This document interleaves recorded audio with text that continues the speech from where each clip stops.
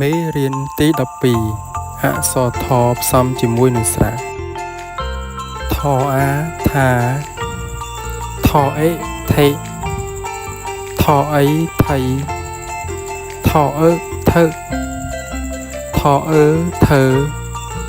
ថអូធុថអូធោថអ៊ូធួថអាថាថអឺធឿ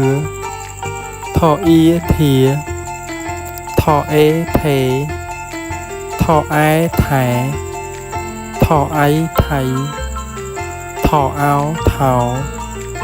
ថអៅថៅថអ៊ុំធំថអំធំ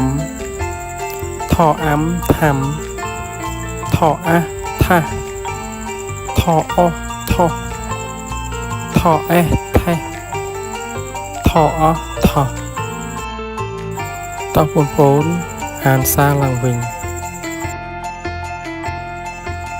ថអាថាថអេថេ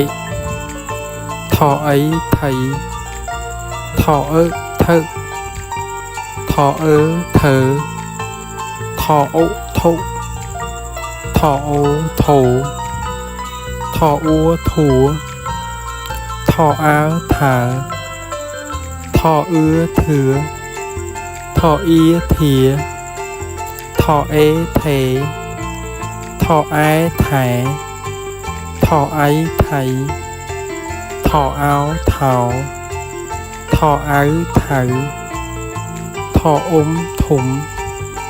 ថអំធំថអាំថាំថអាថាថអ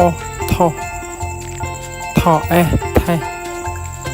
ថអថ